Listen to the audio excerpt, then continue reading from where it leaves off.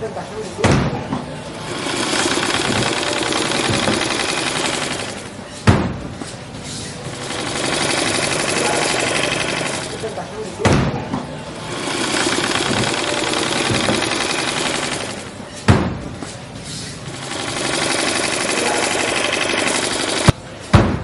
deh kita bongkar aja deh, gue penasaran deh.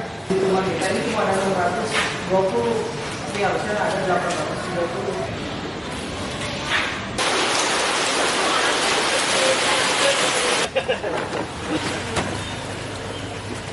Tahan, serangan ya. Miskin ya, aduh anjing.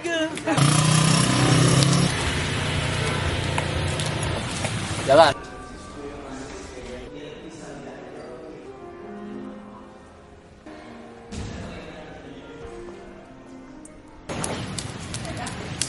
Doan Chan ya, berat Chan. Anjing berat pisan goblok.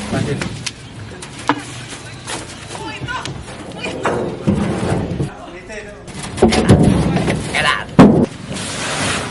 Ya turunin dulu aja. Tahan lo. Mana tadi ya aing serangan.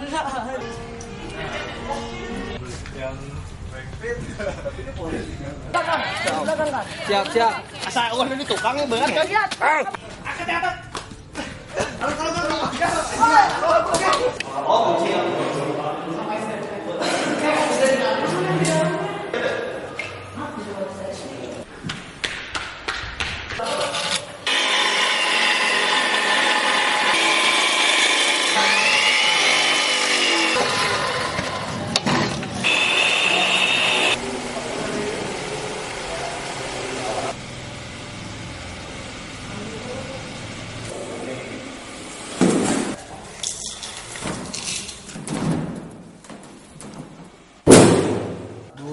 Tiga.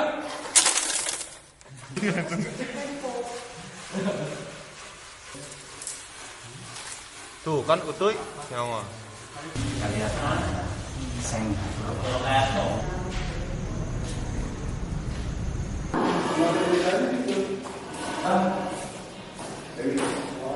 Itu jadi jembatan yang kau bilang mau berlaku sebagai lewat. Jarang kalau sekarang.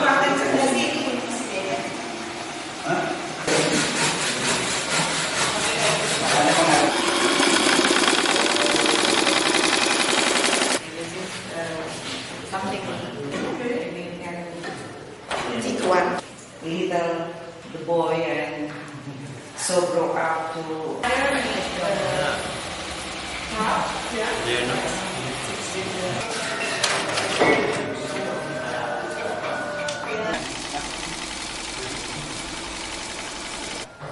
Dulu tahun-tahun 65, 66 gitu yang kita sebut mesin itu bukan mesin besar tetapi mesin jahit.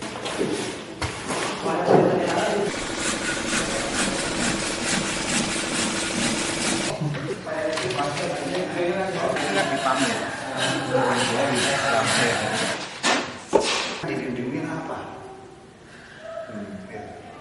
Yang tidak disentuh.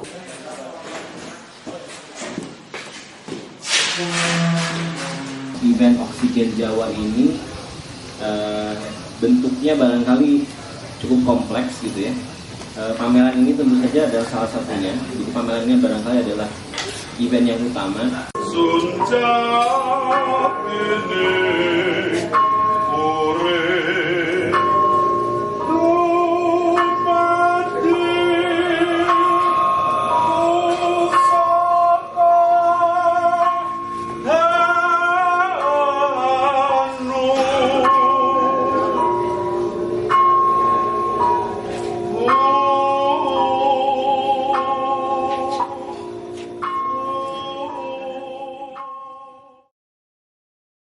Gagasan ini tidak saya dapat sendiri.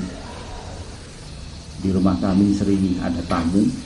Kebetulan waktu itu ada Afrizal Mala dan istrinya sebelum keberangkatannya ke Jerman untuk 1 tahun juga. Istri saya ada di meja makan yang sama dan kami berempat bercerita, berdialog sana sini, menceritakan banyak hal. Kemudian saya menjatuhkan satu koran hari itu, dan kemudian Dinda mengambilnya dan membacakan keras-keras, yang dimana di situ ada naskah, ada teks yang mengatakan demografi untuk tanah Jawa. Hal itu sepertinya bukan sesuatu yang berita yang pertama kali saya dengar. Akan tetapi di saat itu nggak tahu, telinga saya lebih lebar mendengar itu.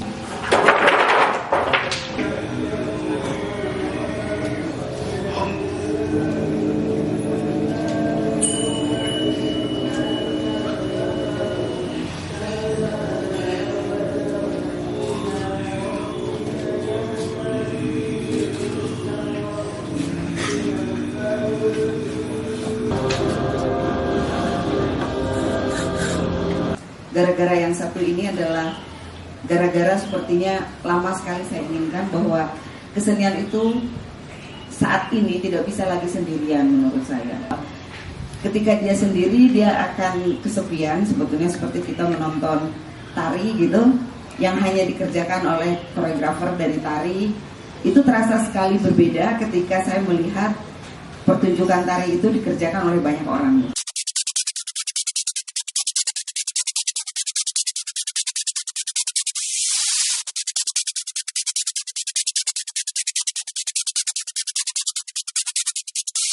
Memori ini suatu yang sangat personal, barangkali subjektif. Lukisan yang Anda lihat tadi di dalam ruang pamer itu memang datang setelah catatan-catatan itu, tapi bukan berarti bahwa lukisan itu adalah visualisasi langsung.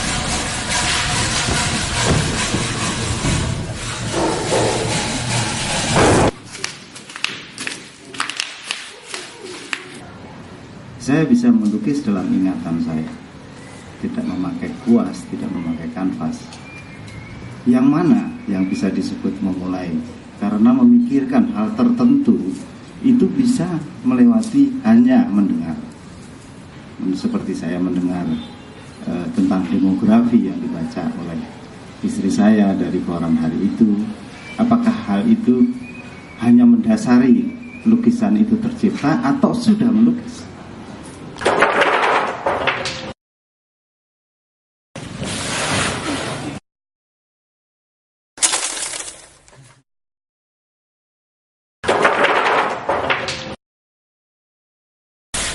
Lihat dia keluar.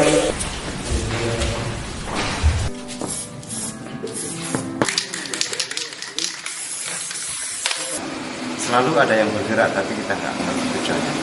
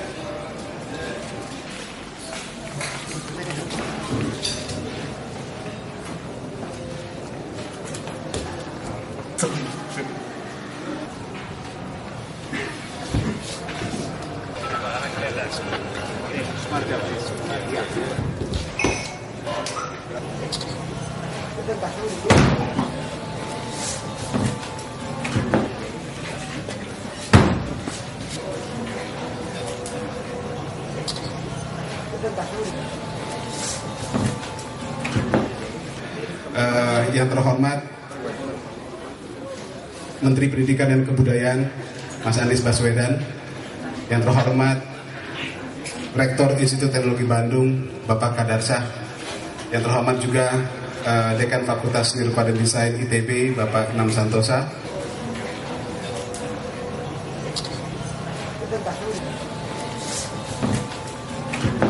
Hormati pada malam hari ini sekaligus yang punya hajat, Bapak Hanafi dan Mbak Dinda.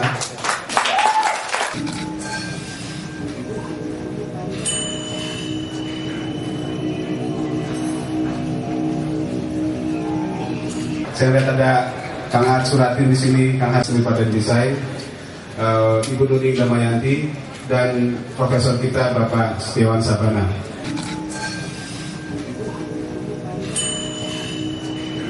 Galeri Sumarja sangat menyambut pameran ini.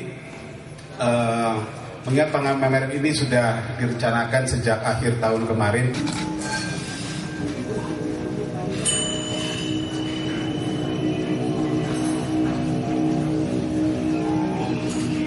Mas Hanafi saat itu menyambut tawaran kami untuk berpameran di Galeri Sumarja, dan kami cukup deg-degan karena kami tahu reputasi Mas Hanafi adalah orang yang tidak pernah mau terima apa adanya ruang secara konvensional, dan kami yakin beliau pasti akan mengutak-atik Galeri Sumarja. Ketika beliau mengatakan saya boleh pameran asalkan galerinya diutak-atik atau dibengkoki dan sebagainya, saya bilang terserah Mas Hanafi.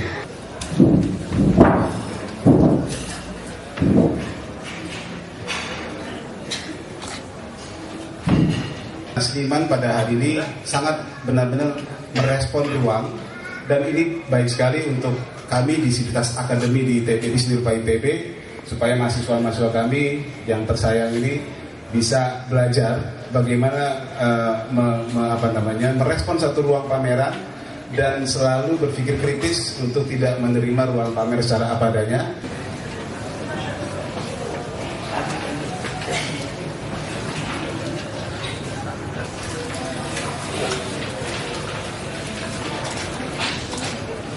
Terakhir saya akan menyampaikan banyak terima kasih kepada para kru pameran ini. Tentu pertama-tama adalah para kru, para staf Galeri Sumarja, Rianto, Madin, Yusfa, Danu, Koko, dan juga teman-teman dari STSI atau ISBI nih kita nyebutnya. ISBI ya, ISBI Bandung, Mas Anies, ISBI Bandung. Yang akan bersaing dengan ISBI Jogja. Amin. Yang dipimpin oleh Kang Sevi.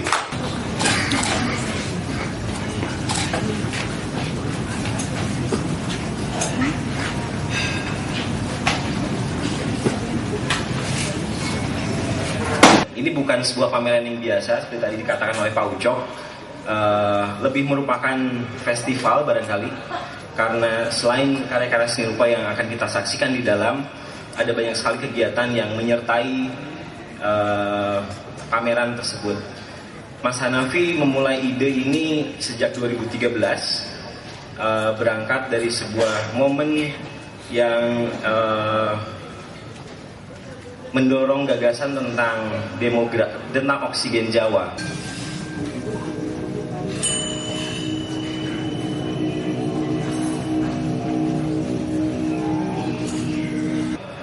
Oksigen Jawa ini berkaitan dengan satu keprihatinan beliau ketika mendengar bahwa tahun 2020 sampai 2030 masyarakat Indonesia akan mendapatkan bonus dari kepadatan penduduk gitu.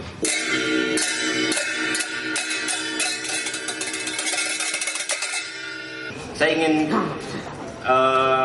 mengajak terutama para seniman muda meneladani sikap ini, sikap yang total, sangat terbuka, tidak memandang sekat-sekat kesenian gitu ya.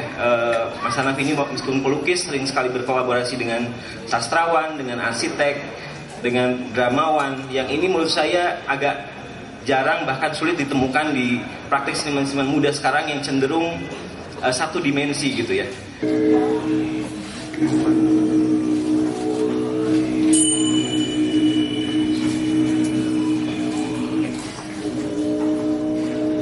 Kita lihat apakah saya bisa bicara.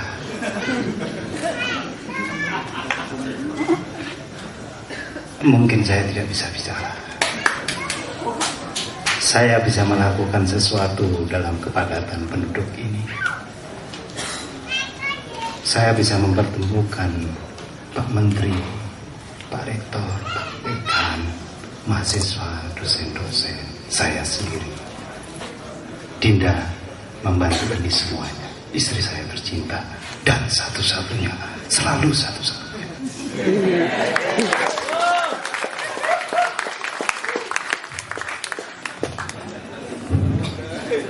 Terima kasih.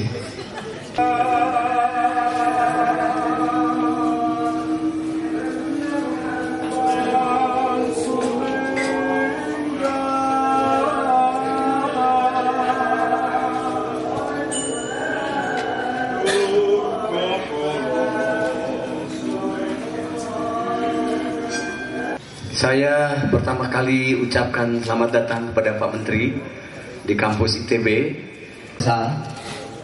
Orang yang bahasanya berbeda bisa berkomunikasi dengan seni. Ketika kita mendengar musik juga sama.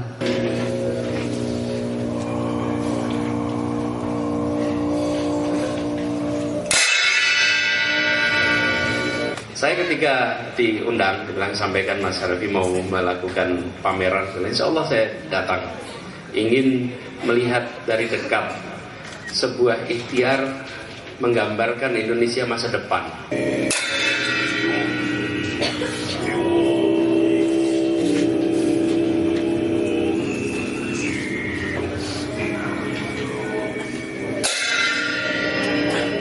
Kebetulan saya mendapatkan tugas mengurusi masa depan, meskipun disebutnya pendidikan dan kebudayaan.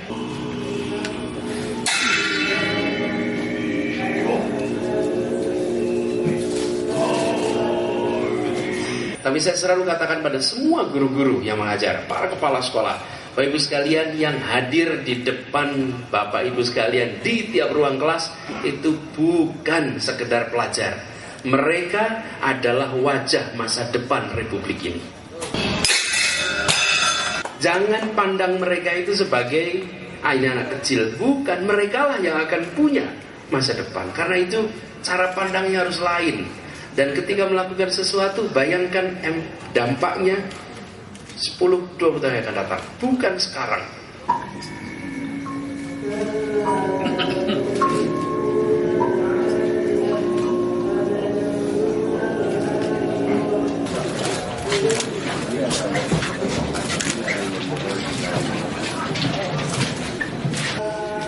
Kau yang datang dari kota di selatan, adakah kau syaratkan sekantung gula dan seikat dupa? Sebut ia punya nama, perawan dalam angan-angan. Aku bakal memberi secarik kain untuk dibakar.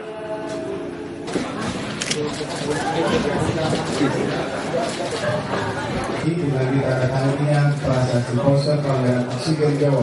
Ini potret, ini jarum dengan juntai benang hitam, tancapkan di tengah-tengah, lalu gantung di bawah lasah, dan setiap sampai pada ujung rapalan, tiup dan biarkan rambut itu berputar. Kincir birahinya akan bergetar, gulir air matanya akan memusar, dan jika sampai risaunya ke puncak mercusuar. Ayah.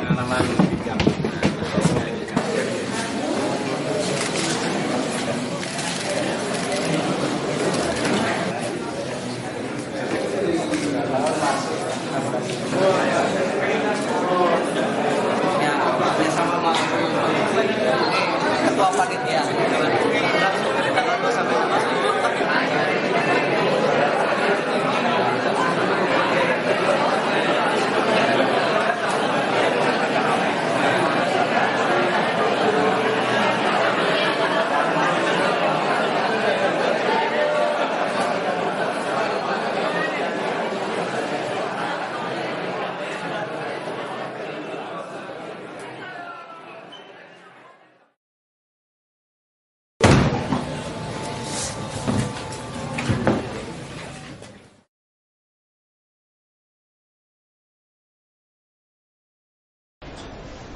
pameran ini dikuratori oleh 3 orang kurator, Afrizal Malna, lalu Agung Hujat Nikajenong, dan Aminuddin TH Siregar. Sore ini kita akan mencoba berdiskusi, berbincang tentang apa sebenarnya Oksigen Jawa, apa sebenarnya hubungan teks dan bayangan,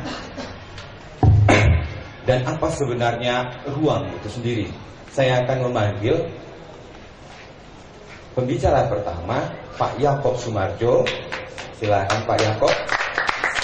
Yang kedua, pembicara yang kedua, seorang kurator, Agung Hujat Nikajenong. Silakan Agung.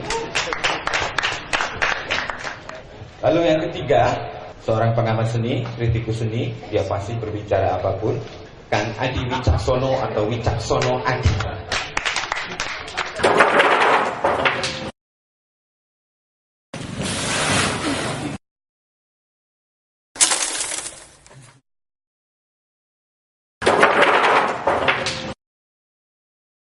Selama ini Mas Hanafi selalu dikenal sebagai pelukis abstrak. Abstraksi atau cara penggambaran dalam lukisan ini bisa kita kategorikan sebagai gaya, sebagai gaya. Tapi juga seringkali banyak generalisasi ya. Apa itu abstrak? Misalnya abstrak itu non representasional, abstrak itu tidak ada objeknya begitu. Abstraksi ini sebetulnya satu cara yang banyak ragamnya juga di dalamnya gitu ya.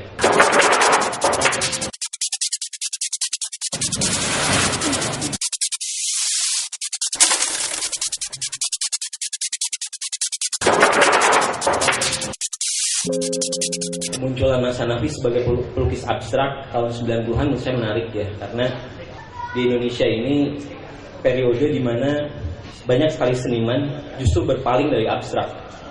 Kita bisa sebut banyak nama ya di situ, misalnya tahun-tahun segitu misalnya kita lihat misalnya Heri Dono, kemudian Dadan Kristanto misalnya, atau yang juga pelukis misalnya Pak Semsar gitu ya, juga menunjukkan satu tikungan ya, menurut saya tikungan menuju yang representasional ini. Seniman-seniman dari ITB yang pada periode setelah 80-an itu banyak menjadi acuan loh untuk gaya seni lukis yang disebut abstrak ini. Padahal sebetulnya abstraksi yang dominan dikerjakan oleh seniman-seniman ITB cuma beberapa saja dari berbagai pendekatan abstrak yang ada. Tentu saja di ITB ini yang paling kental atau yang paling dominan adalah pendekatan formalistik. Bahwa abstraksi dalam pengertian formalistik Bandung ITB ini selalu berangkat dari objek, kemudian objek visual ini misalnya dipecah-pecah menjadi bidang-bidang warna, menjadi garis-garis, dan itu kemudian menjadi itu mengecilkan barangkali, mengecilkan pendekatan lain dalam seni lukis abstrak.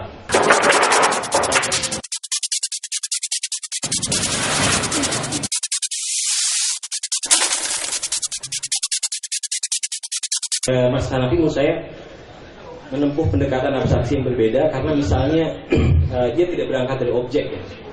Dia tidak berangkat dari objek konkret gitu ya. Justru Mas Hanafi ini berangkat dari satu pendekatan yang berbeda karena pada kasus karya-karya dalam pameran Migrasi Kolong Meja itu yang dibicarakan justru bukan yang konkret gitu.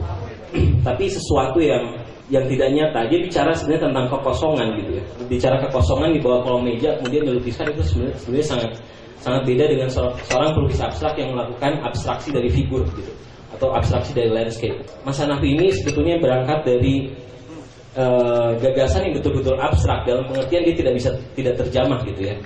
Sama halnya sebetulnya dalam Oksigen Jawa yang dipersoalkan adalah ingatan gitu ya. Gagasan dalam karya-karya Mas Hanafi itu bermutasi ya sekaligus.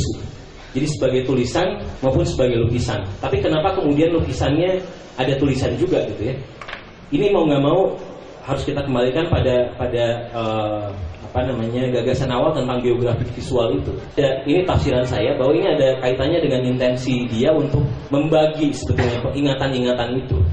Jadi alih-alih berpusat pada ingatan tentang pengalaman hidup dia ingin dibaca sebagai sejarah kolektif juga.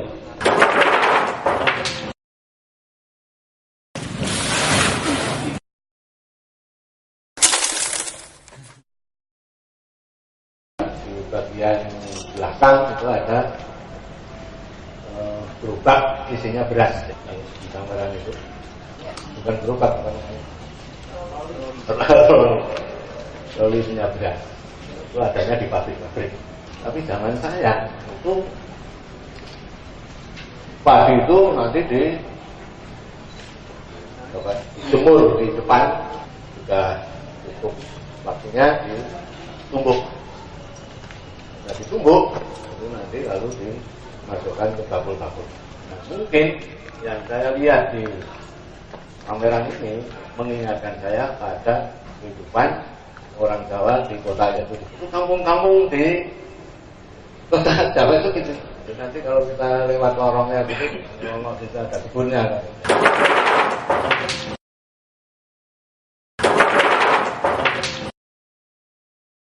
Istimewaan dari pameran ini menurut saya, karena ada 2 pintu. Jadi Anda tidak bisa masuk di sini, keluarnya dari sini. Disediakan pintu belakang. Menurut saya, jadi kejauhan itu nanti terletak pada penstrukturan dari ruang-ruang ini. Kalau Anda lihat pertunjukan wayang kulit itu nanti seperti ini yang diperlihatkan. Wayang kulit itu yang bagian labirin itu adalah penontonnya banyak laki-laki dan tidak diundang. Nanti menjadi masalah ketika orang melihat bagaimana tokoh-tokoh baik dimunculkan dan tokoh-tokoh yang kurang baik dimunculkan. Kalau di belakang dalang ya jelas belakang semua Pandawa itu selalu dari kanan, Pandawa dari kiri.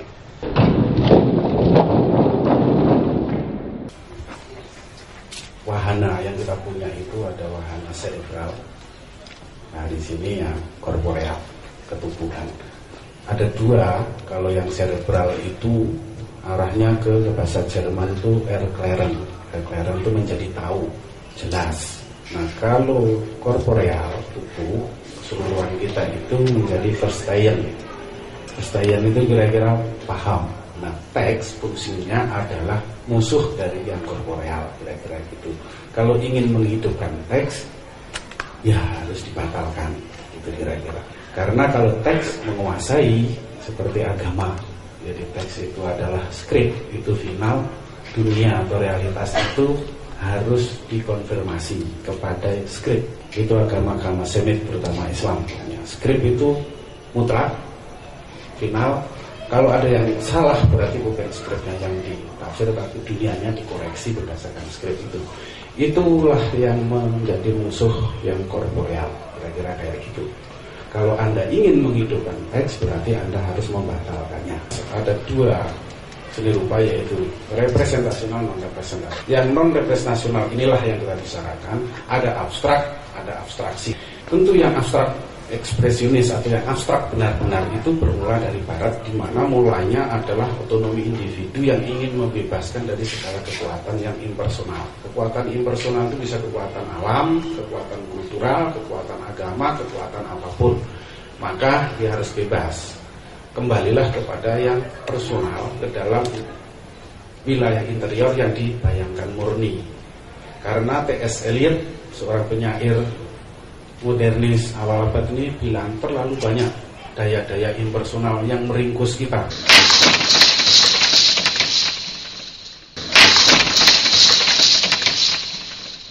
Tapi abstraksi menurut Sadali, Ahmad Sadali, tidak demikian. Karena menurut Sadali, pengalaman manusia Indonesia lebih cenderung kepada konsep azas non-antropomorfo-naturrealis, kira-kira kayak gitulah. Itu non-antropomorfo-naturrealis. Artinya orang Indonesia ini rata-rata tidak berpijak. Pusat penciptaan dunia itu bukan individu yang otonom, yang seperti manusia pencerahan, tetapi apa, ideal-ideal oriental ada yang membentuk di balik itu.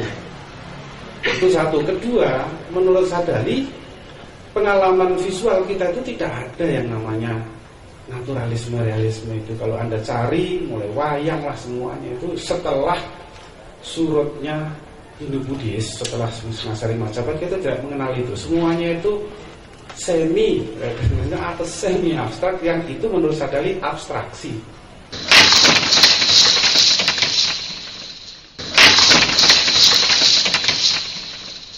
Secara umum, karya-karya Hanafi dalam pameran biografi sosiolog Sikin Jawa ini bertolak dari abstraksi dan bukan karya yang benar-benar abstrak. Tentu pertanyaannya adalah, apa itu biografi visual?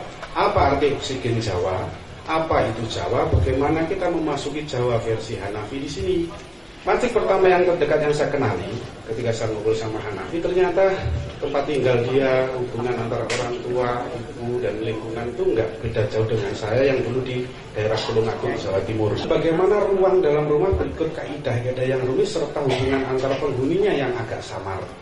Di ruang depan ketika ketemu dengan pihak luar, maka bahasa yang digunakan cenderung formal dan berjarak. Sementara memasuki bagian rumah yang bagian tengah tadi, bahasa tersebut mulai mencair dan lebih intim serta personal. Bagian dalam adalah ruang privat di mana segala sesuatunya harus dijaga dari risiko pembocoran ke ruang luar. Maka ketika saya tidak segera pulang ke rumah sementara senja telah meluncur dalam kegelapan, masuk dalam sihir kegelapan, ibu akan menghadap. Kalau tidak pulang, silakan mutar di jalan raya, di jalanan sana. Artinya dunia di dalam rumah ada dunia privat, seperti rahim ketika janin di sini, di mana segalanya menjadi teratur, penuh jaminan kepastian dan rasa aman. Sementara ruang di luar rumah adalah sesuatu yang berbahaya. Jadi yang pertama-tama bukan benda, tapi atmosfer. Bukan struktur ruang, tetapi bukan fungsi-fungsinya, tapi atmosfernya yang ditangkap. Sentong barat biasanya digunakan untuk menyimpan bahan makanan dalam pendaringan. Kalau di Jawa itu ya ada gabah di situ atau beras. Di sentong timur dia diletakkan berbagai peralatan petani. Sementara sentong tengah itu adalah ruang kehadiran bersemayamnya sosok yang tidak mewujud dan tidak material, yaitu Dewi Sri. Sebuah konsep tapi itu menjadi nyata. Ruang itu sejenis interseksi antara yang imajiner dan nyata, antara yang berbentuk dan tidak berbentuk, antara yang sakral dan profan. Nah, Hanafi hidup di rumah semacam itu di kota Purworejo. Nah, kota ini sendiri strukturnya juga mirip seperti itu, tidak mengalami perluasan demografi yang gila-gilaan, sehingga menjadi mirip rumah Jawa yang statis. Nah, ketika Hanafi nanti pindah ke Jakarta, dia mengalami pergeseran di mana ruang itu bisa bergeser setiap hari. Kalau tadi berbicara tentang seakan-akan ada konsentrasi antara skrip dan tindakan, apakah tidak bisa melihatnya bahwa yang ini, kalau tadi saya bilang ini masuk, itu seakan-akan benaknya Mas Hanafi, apakah itu bukan abstrak tapi malah konkretisasi dari ingatannya Mas Hanafi? Tetapi kalau misalnya ini konkretisasi dari ingatan-ingatan yang merujuk kepada masa lalu, bukannya jadi masa lalunya jadi ada sekarang gitu, untuk dialami bersama gitu. Jadi saya pikir objeknya itu bukan objek yang berusaha direpresentasi oleh teknik melukis, tetapi konkretisasi, ada sesuatu yang dikonkretkan, ada satu jadi buku dari prosa, terus satu lagi dikonkretkan jadi ini gitu, jadi tembok, jadi maksud saya lukisannya aja objek gitu. Lagi-lagi kita harus belajar atau setidaknya mengutip dari orang-orang sastra. Di tahun 50-an akhir, seingat saya, W.S. Rendra pada waktu itu namanya, mengatakan dia mau mencari, lebih tepatnya mengkritik lukisan-lukisan di Siddhartha yang baru pulang dari Belanda, dia belajar melukis di sebuah akademi di Belanda. Dia mengatakan, kalau tidak salah tulisan itu dibuat di majalah Star Weekly, Siddhartha ini sebetulnya tidak melukis menurut Rendra pada waktu itu. Nah, dia sebetulnya membuat lukisan. Kritik itu setahu saya tidak banyak dibaca kelihatannya oleh para seniman atau perubah pada waktu itu, dan rupanya tidak terlalu mendapat tanggapan juga. Saya kira Hanafi sebetulnya sedang mencocokkan pengalamannya dengan puisi, dan bukan sedang membuat puisi baru, karena dia menurut saya tidak bermula dari pengalaman ketubuhan, tidak bermula dari memori, tapi dia bermula dari teks, pada puisi-puisi Afrizal. Karena itu penjajahan ilmu sosial, penjajahan teks-teks sastra dan serupa itu sampai sekarang merajalela, karena menurut saya para seniman ini, para perupa ini tidak cukup pintar juga untuk menerjemahkan pengalamannya sendiri menjadi sebuah teks visual. Salah satu tanda yang menurut saya paling jelas yang menghilangkan saya adalah tulisan Oksigen Jawa yang ditulis di salah satu titik itu. Dan itu menunjukkan bahwa Hanafi sebenarnya terpikat pada puisi-puisi, tidak sedang membicarakan pengalaman apapun. Terima kasih. Menurut saya tidak bisa kemudian dikatakan bahwa dominasi ilmu-ilmu sosial itu adalah juga sesuatu yang buruk gitu ya pada perkembangan praktek seni rupa. Kan justru kita bisa melihatnya sebagai suatu pengkayaan juga. Dan menurut saya konkretisasi ingatan adalah konsekuensi dari proses kreasi ya. Kenapa kemudian saya menggunakan istilahnya Afrizal, menggunakan istilah mutasi? Itu menurut saya istilah yang sangat paling tidak menurut saya cocok gitu ya, untuk menggambarkan apa yang terjadi di sini. Bahwa dalam mutasi itu terjadi reproduksi, tapi juga variasi gitu. Proses menulis dengan proses melukis itu dua hal yang sama sekali berbeda. Sama-sama lahir dari satu gagasan yang sama, tapi dalam menulis misalnya kita terbatas pada struktur, pada grammar. Sementara pada melukis yang saya tahu, cara melukis Mas Hanafi ini juga sangat khas ya. Dia bekerja tanpa rancangan, selalu tanpa sketsa, dan apapun yang dia buat itu selalu dianggap karya gitu. Proyek ini tidak bisa dilihat secara parsial sebagai lukisan saja atau instalasi saja, tapi harus menyeluruh dengan tulisannya sehingga kita mendapatkan justru wawasan yang lebih luas. Apakah teks Hanafi menjajah visual? Itu pertanyaan kedua. Teksnya itu teks Hanafi atau teks Afrizal? Itu pertanyaan ketiga. Kalau diekstrimkan kan begitu. Nah, kosmos keseluruhan Hanafi saya justru melihatnya jauh lebih rapi. Seperti halnya ketika saya menghayati ini rupanya terrepresentasi di Jakarta Selatan, rumah peta gini-gini. Jadi di mana tubuh dan ruang itu sedemikian padat, tetapi ada polanya. Ada polanya.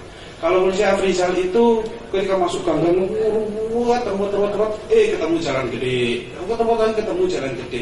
Nah, atmosfer itu saya tidak merasakan itu, tidak menemukan itu pada puisi Afrizal yang itu tadi tidak terdapat di sini. Jadi menurut saya secara kosmos sebagai ruang tempat terjadinya totalitas performatif ini gaya Hanafi. Tetapi kenapa Hanafi memperoleh bisa sampai pada abstraksi dan pada bagaimana dia mengatur sesuatu sedemikian presisi?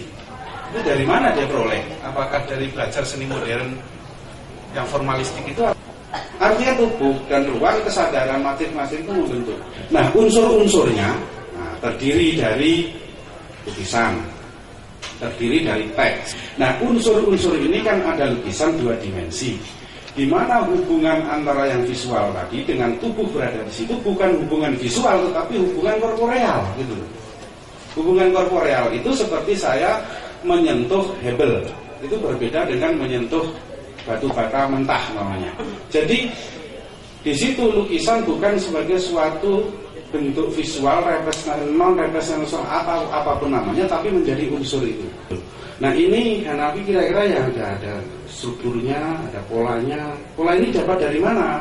Kalau kita lepaskan Jawanya tentu ini sangat formalistik. Nah, pada unsur-unsur itulah mungkin teks di situ yang cerebral itu mendesak yang korporeal. Padahal korporeal penuh menurut saya adalah teks itu harus dibatalkan ketika orang ingin terbebas dari teks. Saya takutnya Bung Hendo ini salah baca sejarah. Justru yang saya tahu adalah para penyair-penyair kita ini gagal membaca karya seni rupa. Gitu loh. Jadi Rendra dan Rifai Apin dan sebagainya, tahun 48 Rifai Apin pernah bilang ketika dia menghadapi karya-karya Muhtar Apin, adiknya sendiri pada kakaknya sendiri, dia bilang Apin telah meninggalkan iklim kepenyairan. Artinya adalah seniman-seniman modern kita saat itu sudah meninggalkan hal-hal yang sifatnya yang di zaman Jepang itu sudah mulai terkelindan atau jadi mereka incest gitu antara sastra, seni rupa dan sebagainya, dan itu sudah mulai dipisahkan satu persatu. Karena apa? Karena karena setiap seniman sudah istilah Trisno Semangat itu sudah memasuki fak-faknya masing-masing. Jadi sudah mulai terjuruskan satu sama lain. Seni rupa itu lebih rumit kadang-kadang, dan justru banyak yang salah itu bahasa-bahasa para penyair. Penyair itu tidak bisa membedakan antara etsa dengan sablon, tidak bisa membedakan antara lukisan abstrak dengan lukisan yang abstrak geometrik, misalnya abstrak yang ekspresif dan sebagainya. Ini atmosfer.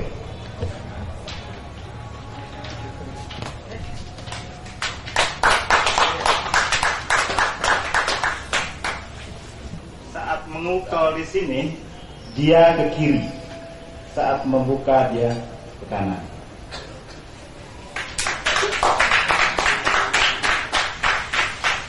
Tadi pagi aku dibuatkan sarapan pagi istriku. Makanan kesukaanku, telur dadar dan irisan cabai nasi dan bawang goreng. Aku mendengar kabar Didi Petet meninggal setelah bepergian bersama keluarga ke luar negeri. Aku jalan kaki keluar, yang kemudian membeli kacamata yang hilang semalam.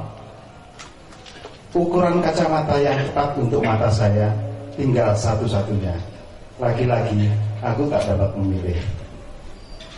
Anakku satu-satunya tidak suka pisang dalam bentuk masakan apapun. Ibunya makan pisang pagi ini. Anakku tak mau dipeluk bersama bau pisang.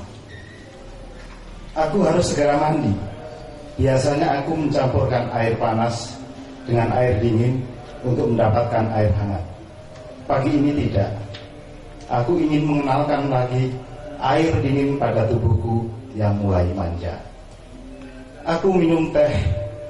Hari sudah siang, tetapi di mana siangnya? Atas hari yang penuh peristiwa ini.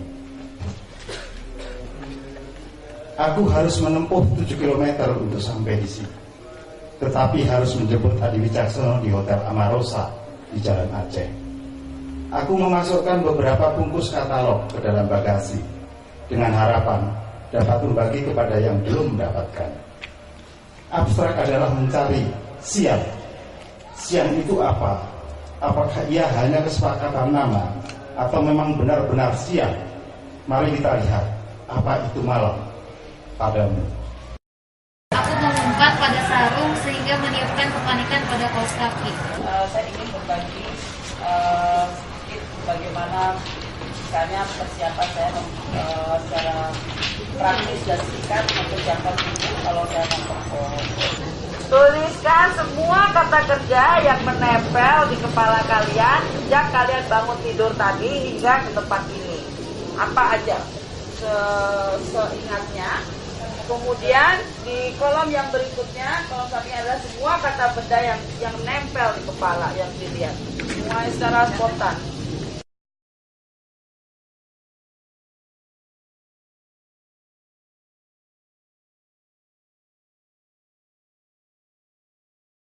Oke, latihan ini adalah latihan yang paling sederhana. Artinya latihan untuk mencatat bagaimana kita bisa lebih detail mengamati keseharian kita, membuat karya atau mencari atau bentuk arah pencarian kita.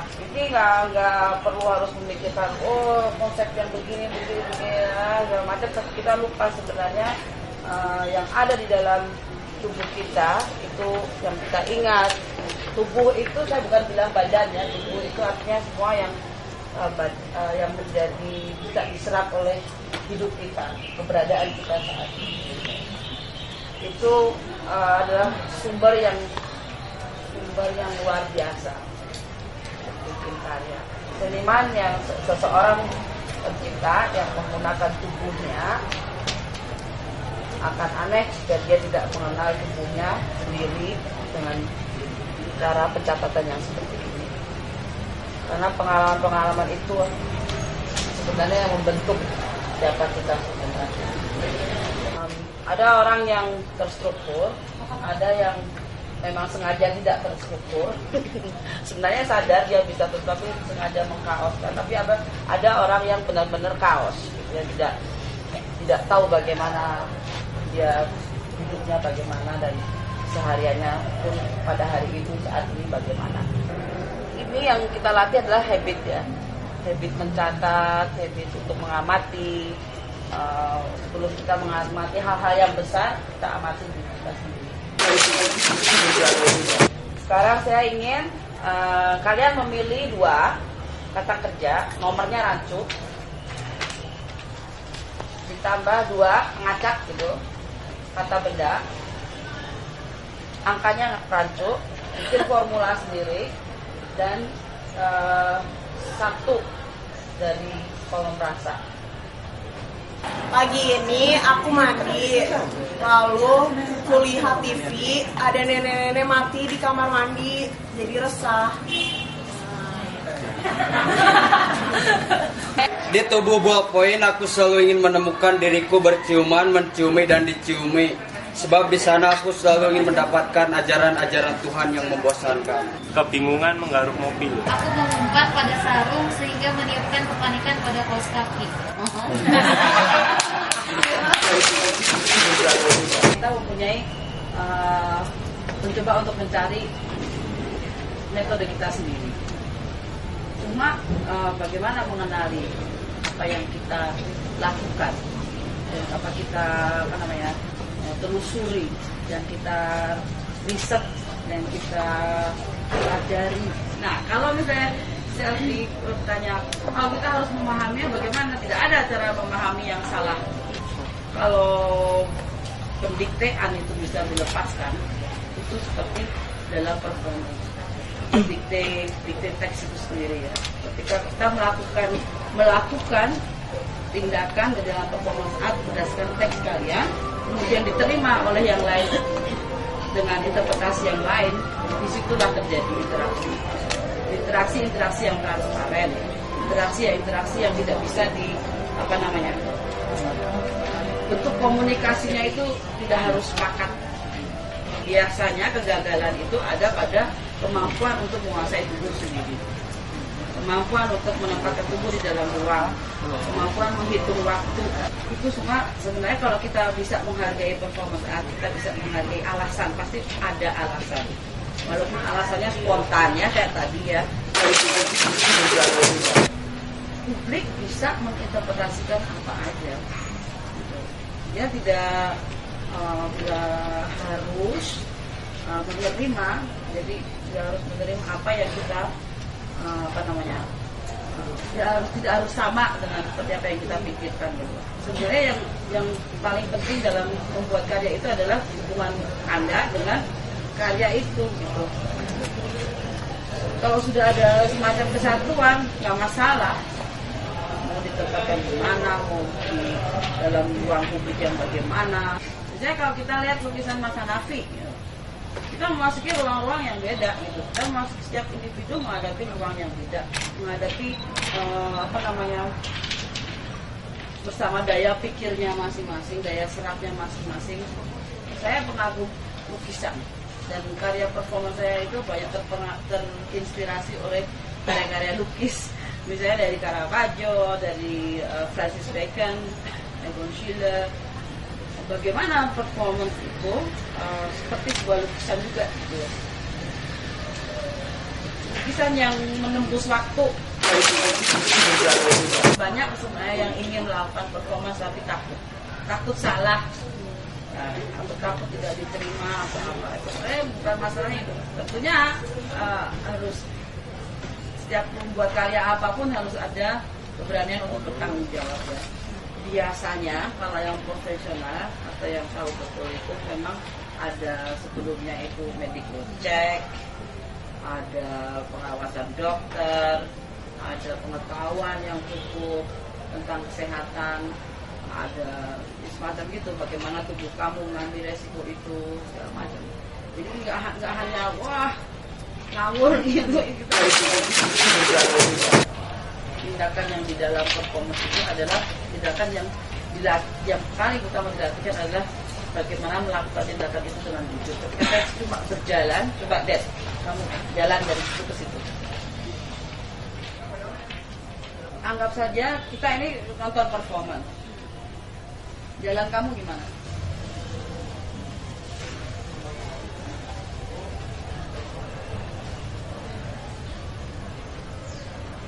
Jalan biasa. Kalau kamu performance jalanmu gimana?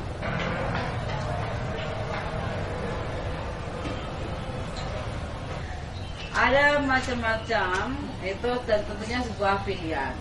Kamu kalau perform jalannya gimana? Performance art juga macam-macam. Nanti di Inggris sama Amerika beda dengan yang memahami di Eropa Barat, di Eropa Barat bagaimana definisinya? Nggak ada yang sama. Kalau di Bandung apalagi dalam performance art itu please pelajari sejarah jemput. Ya harus, karena menurut saya itu sangat penting. Walaupun dia tidak berdiri sendiri, jemput pasti juga dipengaruhi oleh pemikiran-pemikiran entah yang datang dari mana. Kita punya tradisi yang kuat, ya seni rakyat. Kita punya tradisi seni sebenarnya performance yang sangat kuat hubungannya dengan performance art. Itu dari sendiri ritual tradisional, bagaimana dia melatih tubuhnya, bagaimana mereka melakukan semacam persentuhan dengan batas gitu ya, tubuh dan luar tubuh. Banyak sekali sekarang koreografi di Eropa itu yang sifatnya seperti bukan teater, bukan dance teater, tapi performance gitu. Performance art itu sebenarnya yang menarik, memang perkembangannya ke situ. Artinya ini udah mencari ruang baru ya. Sementara kita masih mencari definisi performance art itu apa. Nggak masalah. Selama kita benar-benar tahu apa yang kita lakukan. Yang mengerikan bagi saya adalah kemalasan untuk mencari sumbernya. Karena kita tidak pernah lepas dari pengaruh. Kita tuh pengaruh ini dari mana ya? Gitu dicari gitu. Tapi ketika melakukan ini nyata, artinya memang sensasi itu yang dialami oleh pelaku itu nyata di situ. Dia memang berniat merasakan itu. Tapi ketika Anda melihat ini ngapain gitu loh, ngelus lantai, ini dia membayangkan ngelus bininya atau apa gitu, banyak sekali. Sementara dia hanya ini adalah lantai gitu dan ini adalah tangan saya ya. Ini loh sebenarnya yang terbahasakan dalam ruang yang transparan ini. Kalau misalnya ada yang ekstrim, misalnya mengunyah batu gitu, itu puitis sekali. Banyak sekali performance yang sangat puitis, banyak sekali yang merujuk pada istilahnya poetical action. Artinya susunan dari performance itu berdasarkan puisi. Aku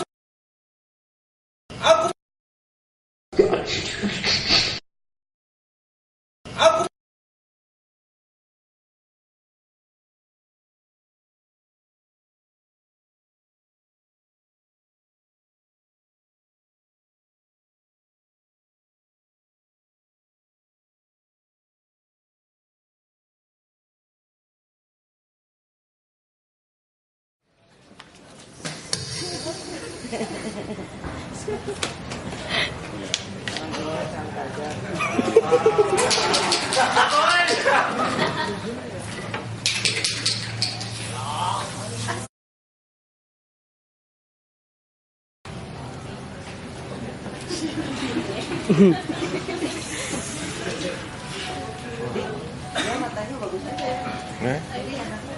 Iya, dia ngincer dia. Dari jauh kali sih kayaknya. Wah, keren tuh kameranya mah. Kiki Sulistyo adalah sosok penyair terkini yang berasal dari Nusa Tenggara Barat dalam peta perpusian Indonesia. Rekan-rekan sekalian, keduanya sudah menulis makalah yang cukup bagus. Tulisan Ari sudah ada di buku pengantar. Lalu tulisan Kang Acep sudah ada dalam fotokopi makalah. Dari hotel ke hotel, aku rayakan kegelapan. Aku pejalan yang gigih. Dan hanya orang cermat yang tahu bahwa aku buta. Bahwa aku sempurna buta. Api labrador hitam ini sungguh jahanam. Ini Kiki Sulistyo, jauh-jauh dari Lombok. Jalan melingkar ke ladang kecil. 4 makhluk liar bersembunyi. Di sana kita bersedia dewasa dengan masing-masing luka. Yaitu bahwa Kiki sangat serius dengan irama, sangat serius dengan lagu. Sajak-sajaknya itu adalah sajak-sajak yang diperjuangkan dengan kerja keras. Karena bagaimana kalimat-kalimat itu juga harus selaras iramanya dan lain sebagainya, itu sangat disiplin sekali. Ini luar biasa, ini membutuhkan semacam tarekat tersendiri untuk bisa menyusun sebuah irama. Nah, seorang penyair, inilah beratnya seorang penyair. Bagaimana serbuan kata-kata, serbuan slogan, serbuan baliho, serbuan caci maki dan lain sebagainya itu harus disaring, harus dipilih. Bukit ini semakin panas. Seakan setiap biji emas mesti diimpas. Dengan mata matahari yang tajam menghujam langsung ke jantung. Berapa lubang telah kita gali. Kesenangan datang bersama ancaman. Pasir-pasir punya mata dan telinga mendengar tiap rencana. Komentar saya berbeda karena mungkin dilihat dari pandang berbeda, bukan karena saya akademikus, melainkan karena saya sekuler. Jadi karena saya sekuler, jadi saya tidak membaca sajak saya ketika membaca sajak Kiki Sulistyo, saya membacanya tanpa roh. Saya tidak tahu apakah Kiki punya roh atau tidak, tapi saya agak yakin saya tidak punya. Yang zahir tampaknya saya sepakat dengan yang dikatakan oleh Kang Acep, yaitu adanya semacam kerapian dalam tata bunyi, tata citra. Jadi karena ini kita konteksnya dalam sebuah pameran biografi visual, ditata, ada yang taruh di atas, ada yang taruh di bawah, ada yang akan kelihatannya pas di eye level, ada yang kelihatan saya harus nunduk dulu baru kelihatan, ada yang saya harus mendongak dulu gitu. Jadi pengalaman saya dengan sajak-sajak Kiki Sulistyo sangat eksternal, karena saya cuma bisa punya relasi dengan hal yang eksternal. Tuturan Kiki sedemikian terpola, dan dalam secara sadar kata kalimat-kalimatnya mengatakan dia ingin tahu ada apa di balik tembok, ada apa di balik cakrawala, tapi dia tahu dia nggak bisa karena terhalang oleh macam-macam. Ada orang, ada pohon, ada ingatan yang samar, ada keterbatasan dia memandang ke depan atau ke samping atau ke belakang.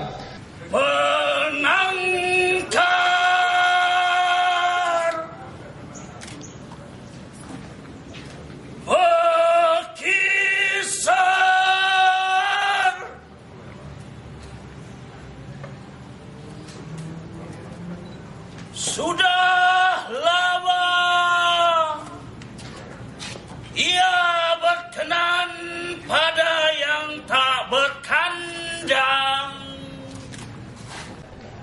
Saya itu lahir di Ampena, sebuah kota yang beberapa tahun sebelum saya lahir pelabuhan itu ditutup. Itu dulu pelabuhan yang didirikan Jose gitu. Jadi sekarang itu masih ada sedikit saja bersisa bangunan-bangunan tua. Juga beberapa peninggalan Belanda itu, tapi bagian besar sudah hancur karena diganti sama bank dan segala macam. Puisi bisa menjadi cara saya mengeluarkan dunia saya itu. Tapi kan pertanyaannya kepada diri saya kemudian, kenapa teks itu? Kenapa puisi? Kenapa bukan hal-hal yang lain? Pada awal-awal itu saya menulis puisi tiap hari. Tiap hari melihat pengemis, menulis puisi. lihat ini nulis puisi, lihat hujan nulis puisi. Semenjak menyatakan tidak mau sekolah, saya mencari uang sendiri. Itu saya kerja macam-macam. Salah satunya itu menjadi pemulung. Ini bukan melankoli, yang bersedih-sedih, enggak. Saya mencari pemulung itu, dan pemulung itu kerjaan sangat waspada bagi saya. Dan itu mungkin berpengaruh ke depan. Bukan mungkin, yakin saya berpengaruh di depan. Itu bahwa kalau kita jalan itu, jalan kaki gitu, mata kita itu menangkap potongan aluminium, pantatnya bohlam itu di antara gundukan sampah yang banyak. Itu terus setiap hari. Ya nggak sengaja, tapi karena harus kan.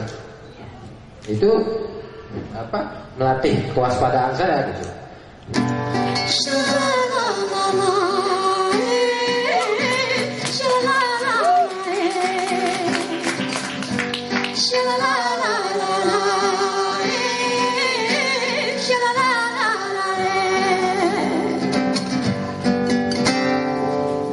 Apabila dikenangkan rumpun dan kelam halimu,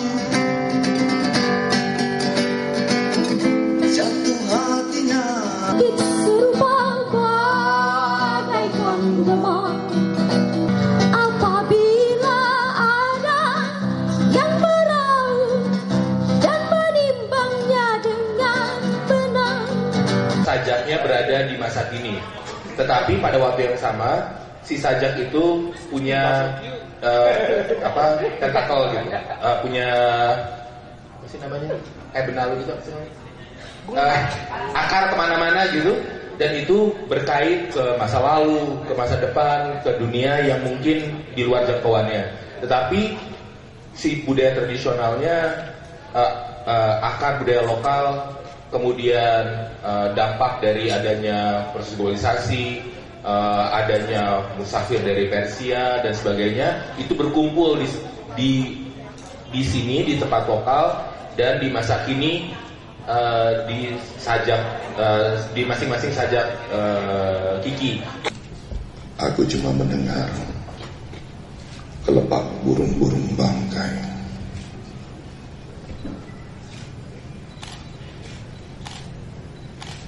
Berputar di bukit hitam.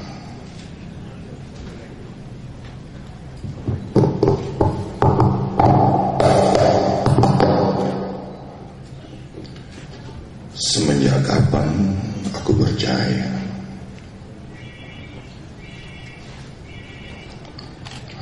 ada selalu bentang cermin di hadapanku. Risetnya penting. Marathon di New York. Studi fashion dengan sangat serius. Asalnya di Australia, dua di Paris, sekarang karir di New York. Kita juga belum pernah menggelar workshop untuk kostum teater. Jadi pertama kali saya membicarakan kostum teater, saya hanya bisa membagi apa yang menjadi dari pengalaman saya sendiri ya. Sebenarnya saya sendiri mempertanyakan apa sih arti sebuah kostum. Saya sendiri betul di dunia mode di Jakarta, tetapi saya lihat sebenarnya banyak desainer yang lain yang sebenarnya itu karya mereka menurut saya sebenarnya kostum, bukan fashion. Tetapi yang namanya fashion dan kostum itu juga sebenarnya sudah garisnya sudah agak menyatu ya.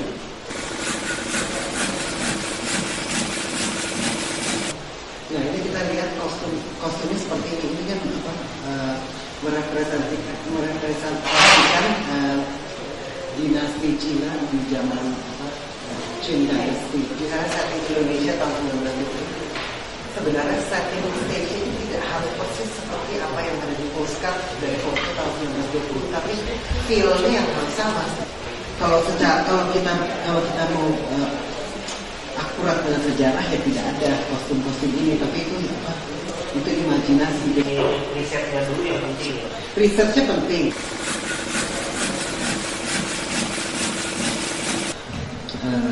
Kebaya sendiri itu pun ada evolusinya kalau kita tahu. Baju yang sangat identik dengan kebudayaan Indonesia, dan itu yang seharusnya kita masih tetap pakai walaupun bentuknya mungkin formatnya sudah berubah.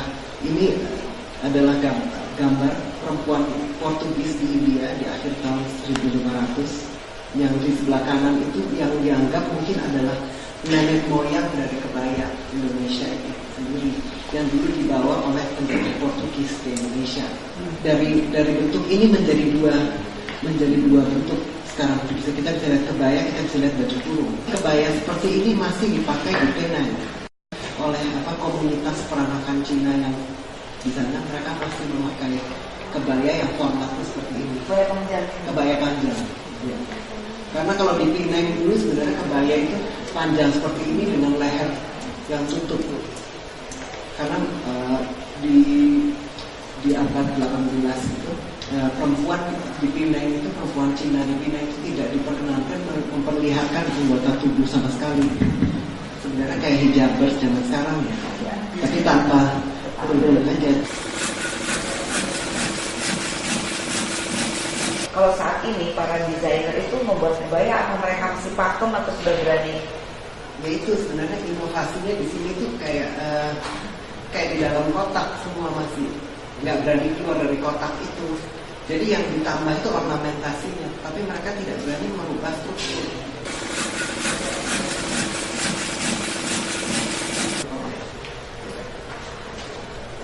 Oke. Saya masuk ke ruangan ini juga ingin membuat inovasi. Artinya saya masyarakat biasa di luar.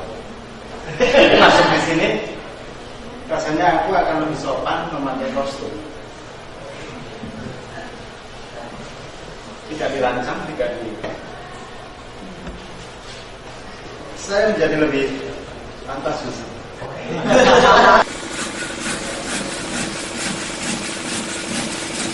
Dia cerita bahwa ibunya selalu mencari peneliti.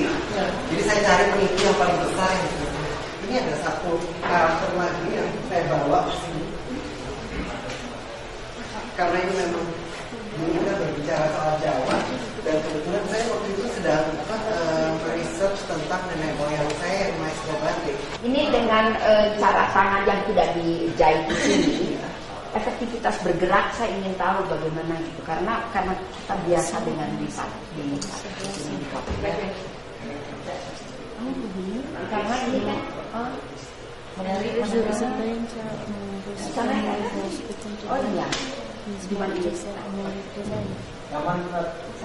jadi ini memang jahitannya dibagi dua. Kalau dulu saya ini karya saya yang lebih lama ya. Ini lebih ekstrim sebenarnya, jahitannya itu saya bagi di sini untuk mengikuti ergonomi tubuh. Tapi saya lalu kesulitan dengan penjahitan karena kemarin tukang jahitnya jadi ribet ya. Ini badan belakang ke sini menyatu. Misalnya kan itu dipakai aktor gitu. Apakah ini resikonya? Karena ini dia sudah mengatakan lebih dulu kebudayaannya daripada perannya. Baju itu hanya untuk tambahan ya, aksesoris aktornya sendiri. Aktornya yang harus kuat memang. Kalau aktornya lemah ya tetap aja. Itu pakai baju apapun tetap aja lah. Karena aktor tidak boleh direduksi oleh kostum sebenarnya. Seperti Pink Floyd itu membuat Pink Floyd The Wall. Itu peran utama itu lagu, peran utama itu musik, visualnya justru ilustrasinya. Jadi visualnya tubuh yang berjalan, aktor-aktornya itu mendukung musiknya. Ada gunting dan ada mata. Kemudian ada mata, di atasnya gunting. Kemudian bagaimana untuk menyatukan ada gunting di dalamnya mata sekalian gitu.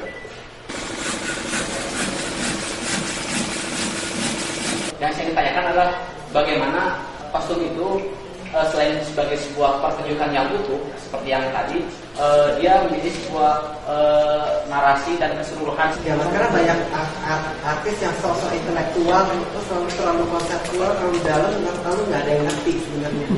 yang sosok ngerti cuma manggut-manggut padahal nggak ngerti juga gitu kan. Walaupun ada ego tapi harus mendemokratisasikan ide itu kan supaya penonton yang lebih luas bisa mengerti. Berkarya sesuai apa yang saya mau, dan juga saya berkarya sempat juga memikir ini nanti orang suka atau tidak. Dan itu sebenarnya yang nomor 2 itu memikirkan apa yang orang lain suka atau tidak, itu sebenarnya ngeblok kreativitas saya. Dan itu saya sudah mengalami itu, dan saya tidak mau lagi melakukan itu. Karena saya terlalu mikirin orang lain. Nanti orang mau atau enggak, suka atau enggak, saya nggak jujur dengan diri saya sendiri. Itu yang paling susah itu sebenarnya. Saya merasa kalau di Indonesia itu sebenarnya integritas itu banyak yang sudah direduksi, sudah kurang-kurangan, dan saya tidak mau seperti itu karena saya tidak mau menjual bullshit. Itu namanya jual bullshit. Saya nggak mau. Karena bangsa kita nanti runtuh kalau begitu. Saya nggak mau bikin souvenir turis. Karena Indonesia sudah makin lama identiknya dengan itu.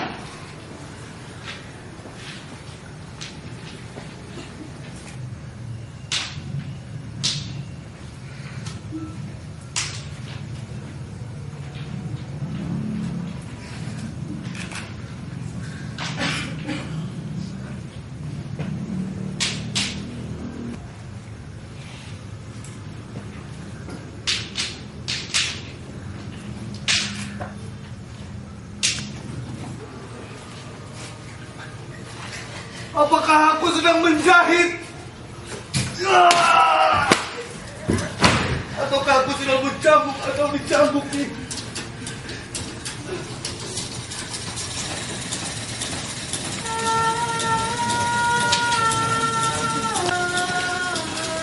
Bagi diri kita sendiri. Yang pergi sebenarnya adalah kembali. Dan yang kembali sebenarnya tidak pernah dimiliki lagi.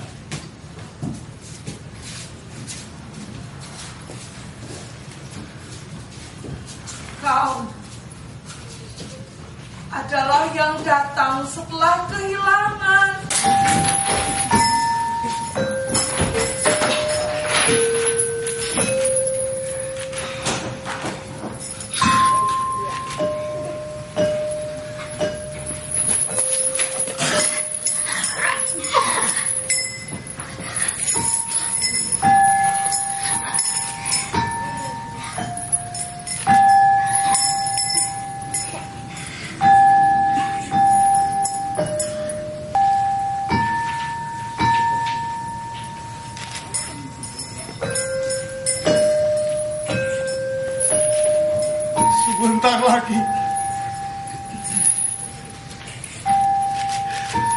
Sebentar lagi anjing-anjing akan berkerumun kembali, menjilati tubuh pagi yang mati. Garungi bantal-bantal dengan juntai benang hitam. Lalu biarkan setiap selimut berputar.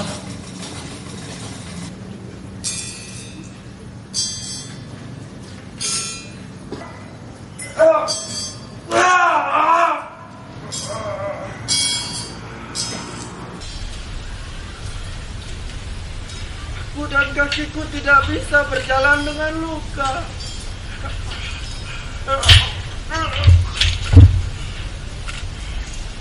Kaki berlari. Tidak bisa membuat jejak di belakang kakiku. Dengan berjalan dengan berdarah.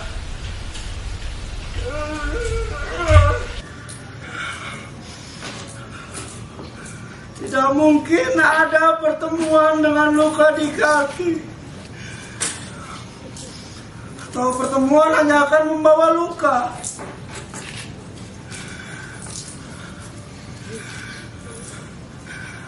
Aku hanya ingin mendengar suara-suara yang keluar dari dalam kakiku. Ya Allah!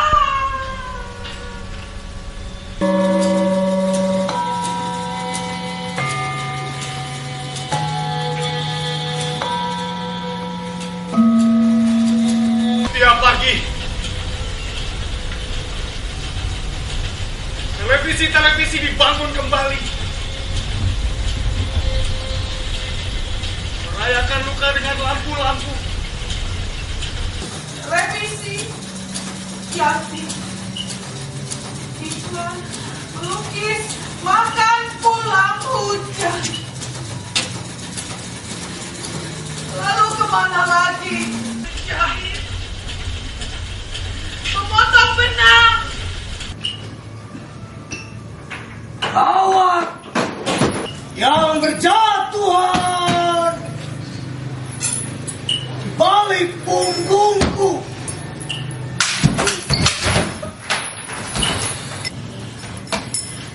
Dengan kota-kota yang tidak pernah mengizinkan dirinya untuk dijadikan tempat tersembunyi.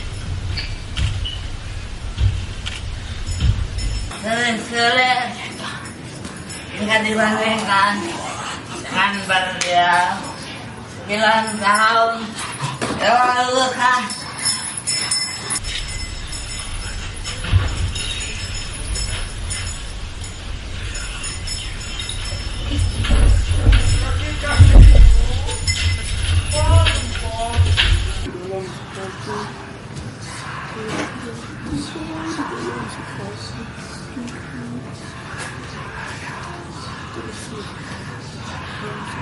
Dia sudah membicarakan kita. Bagaimana mungkin? Kita tidak bisa mendengar hanya dengan ingatan-ingatan. Semua berlalu tanpa tersentuh oleh dirimu sendiri. Semua hanya berlalu. Ada yang sedang membicarakan kita. Dia sedang membicarakan kita.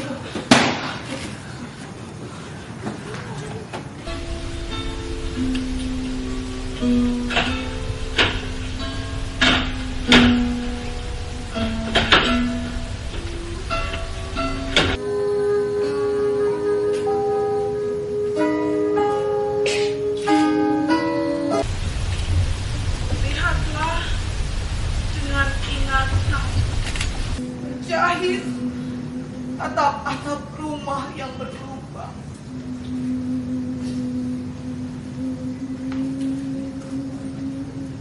Ingatlah pada sebuah rumah yang tidak pasti menghadap kemana, pada sebuah rumah yang tidak